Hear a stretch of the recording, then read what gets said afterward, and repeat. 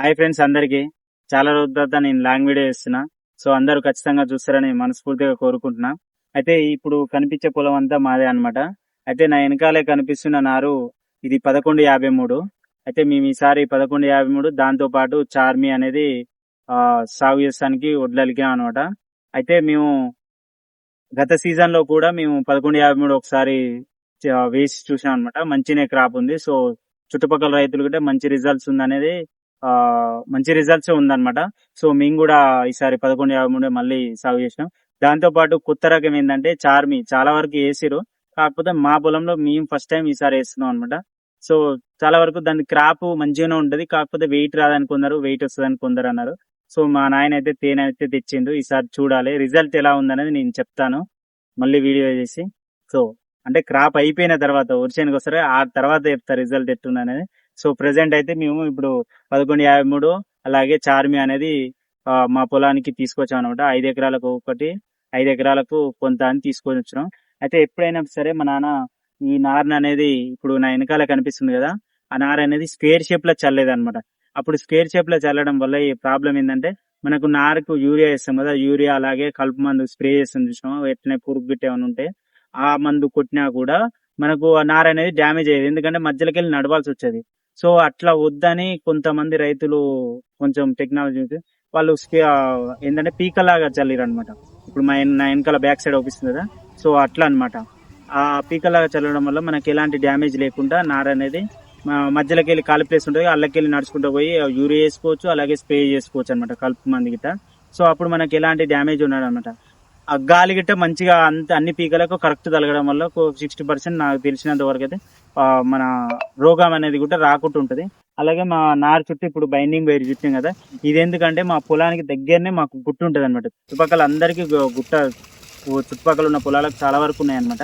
So ఆ గుట్ట మీద అన్ని పందులు ఉంటాయి. ఆ పందులు అనేది పొలం ఈ నారుకు వచ్చి డ్యామేజ్ చేస్తాయి అనమాట. ఆ డ్యామేజ్ జరగకుండా మేము ఈ బైండింగ్ వైర్ అనేది చుట్టాం అనమాట. చాలా వరకు మా సైడ్ బైండింగ్ వైర్ చుట్టాం. కొంతవరకు కొన్ని ప్రాంతాలలో కొన్ని విలేజ్లలో ఏంటంటే కమ్మకట్లు కడుతురు, కొందరేమో గుడ్డలు కడుతురు చిరై. సో మేమైతే మొత్తం బైండింగ్ వైర్ చుట్టాం. ఒకప్పుడు చుట్టేదంట, ఇప్పుడు మొత్తం బైండింగ్ వైరే. ఈ బైండింగ్ వైర్ చూసి పందులు అనేవి రావన్నమాట. తాకంగానే ఏదో కరెంట్ షాక్ ఏదో తగిలిందని వెళ్ళిపోతాయి అనమాట భయపడి.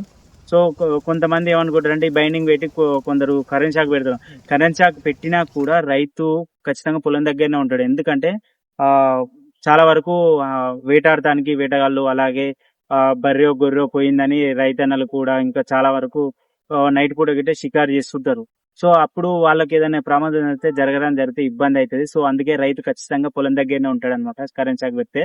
అదే కాకుండా మనకు ఈ వైరే కాకుండా అప్పుడప్పుడు ఫైర్ క్యాంప్ అంటే మంట పెట్టి కూడా పోతుంటారు. మంట పెట్టినప్పుడు రైతు కావాలే ఉండడు మాక్సిమం.